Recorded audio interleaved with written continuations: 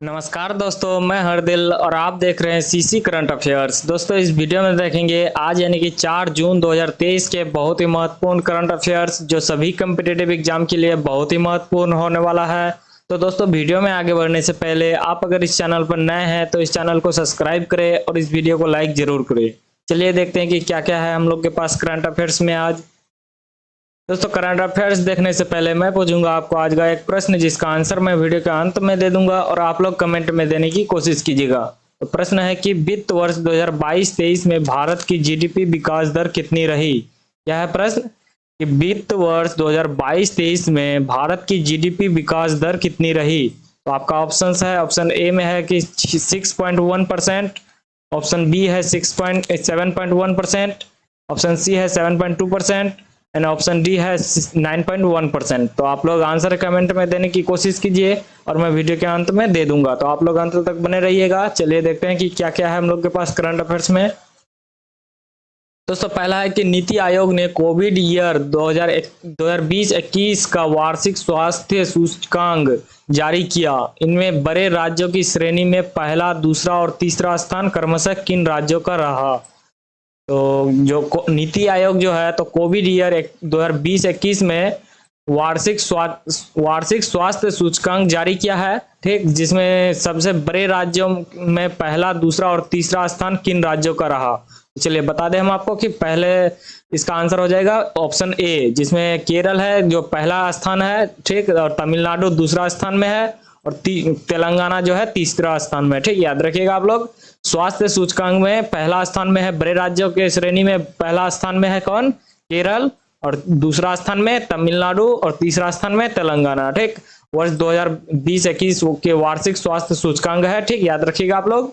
चलिए देखते हैं आगे क्या हम लोग के पास आगे है कि नीति आयोग ने स्वास्थ्य सूचकांक कोविड ईयर 2020-21 में छोटे राज्यों की श्रेणी में कौन सा राज्य पहले स्थान पर है। तो सबसे छोटे राज्यों में सबसे छोटे राज्यों में स्वास्थ्य सूचकांक में पहले स्थान में कौन है। तो चलिए बता दें हम आपको कि पहले स्थान में है त्रिपुरा, ठीक, याद रखिएगा आप लोग। त्रिपुरा जो है स्वास्थ्य सूचकांक में कोविड ईयर 2020-21 में सबसे छोटे राज्यों की श्रेणी में पहले स्थान पर है, ठीक, याद रखिएगा आप लोग।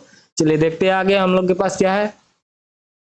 आगे है कि नीति आयोग के स्वास्थ्य सूचकांक कोविड ईयर 2020-21 में केंद्र शासित प्रदेश की श्रेणी में पहला स्थान किसे मिला है।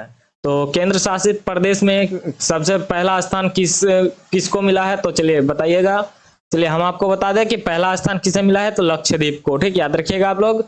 नीति आयोग के स्वास्थ्य सूचकांक जो कोविड ईयर 2020-21 के लिए जारी किया है, तो केंद्र शासित प्रदेश के श्रेणी में पहला स्थान जो है तो लक्षद्वीप का है, ठीक, याद रखिएगा आप लोग। चलिए देखते हैं आगे हम लोग के पास क्या है। आगे है कि काबा वॉलीबॉल महिला चैलेंज कप 2023 का खिताब किस देश के टीम ने जीता। क्या है प्रश्न कि काबा वॉलीबॉल महिला चैलेंज कप 2023 का खिताब किस देश की टीम ने जीता। तो चलिए हम आपको बता दें कि किस देश के टीम ने, तो भारत का टीम, याद रखिएगा आप लोग, भारत के टीम ने जीता है काबा वॉलीबॉल महिला चैलेंज कप 2023, ठीक, याद रखिएगा आप लोग। चलिए देखते हैं अगला प्रश्न क्या है हम लोग के पास। दोस्तों, अगला है कि ऑस्ट्रेलिया ने किस शहर में नया वाणिज्य दूतावास खोलने की घोषणा की। तो ऑस्ट्रेलिया जो है तो भारत के किस शहर में नया वाणिज्य दूतावास खोलने की घोषणा की। तो चलिए बता दें हम आपको कि तो बेंगलुरु में, याद रखिएगा आप लोग, बेंगलुरु में ऑस्ट्रेलिया ने नया दूतावास खोलने का घोषणा किया है, ठीक, याद रखिएगा आप लोग। चलिए देखते हैं अगला प्रश्न क्या है हम लोग के पास। दोस्तों, अगला है कि भारतीय प्रधानमंत्री ने ऑस्ट्रेलिया के किस शहर में वाणिज्य दूतावास खोलने की घोषणा की। तो जो भारत के प्रधानमंत्री श्री नरेंद्र मोदी है तो ऑस्ट्रेलिया के किस शहर में वाणिज्य दूतावास खोलने की घोषणा की। तो चलिए हम आपको बता दें कि किस शहर में, तो ब्रिस्बर्न शहर में, याद रखिएगा आप लोग, ब्रिस्बर्न शहर में जो ऑस्ट्रेलिया में है, तो वहां जो अब भारत के दूतावास खोलेंगे, ठीक, वाणिज्य दूतावास खोलने की घोषणा की है, ठीक, याद रखिएगा आप लोग। चलिए देखते हैं आगे क्या हम लोग के पास। दोस्तों, आगे है कि हाल ही में किस राज्य सरकार ने ग्रामीण क्षेत्र के छात्रों के लिए ऑनलाइन शिक्षा कार्यक्रम पहल का उद्घाटन किया। तो चलिए बताइएगा कि किस राज्य सरकार ने ग्रामीण क्षेत्रों के छात्रों के लिए ऑनलाइन शिक्षा कार्यक्रम पहल का उद्घाटन किया। चलिए बता दें हम आपको कि तो किस राज्य सरकार ने, तो उत्तर प्रदेश, याद रखिएगा आप लोग, उत्तर प्रदेश के राज्य सरकार ने ऑनलाइन शिक्षा कार्यक्रम पहल का उद्घाटन किया है ग्रामीण क्षेत्र के छात्रों के लिए। ठीक, याद रखिएगा आप लोग। चलिए देखते हैं आगे क्या है। दोस्तों आगे है कि हाल ही में योनिस शर्मस को किस देश का कार्यवाहक प्रधानमंत्री चुना गया। तो किसको, योनिस शर्मस को किस देश का कार्यवाहक प्रधानमंत्री चुना गया। तो चलिए बता दें हम आपको कि ग्रीस का। ठीक, याद रखिएगा आप लोग, ग्रीस का कार्यवाहक प्रधानमंत्री चुना गया है योनिस शर्मस को। ठीक, यही है योनिस शर्मस। ठीक है, आप लोग याद रखिएगा। चलिए देखते हैं अगला प्रश्न क्या है हम लोग के पास। दोस्तों अगला है कि हाल ही में पहला कहां अर्बन क्लाइमेट फिल्म महोत्सव आयोजित किया गया। कौन सी आयोजित किया गया, पहला अर्बन क्लाइमेट फिल्म महोत्सव। ठीक, तो याद रखिएगा आप लोग, तो कहां किया गया है। तो चलिए बता दें हम आपको कि कोलकाता में। याद रखिएगा आप लोग, कोलकाता में पहला अर्बन क्लाइमेट फिल्म महोत्सव आयोजित किया गया है। ठीक, याद रखिएगा। चलिए देखते हैं अगला क्या है हम लोग के पास। दोस्तों अगला है कि हाल ही में internet and mobile association of India के नए चेयरमैन कौन बने।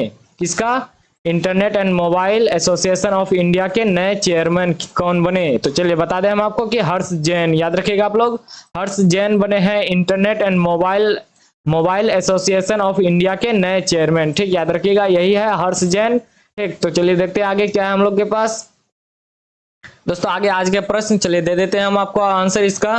तो प्रश्न है कि वित्त वर्ष 2022-23 में भारत की जीडीपी विकास दर कितनी रही।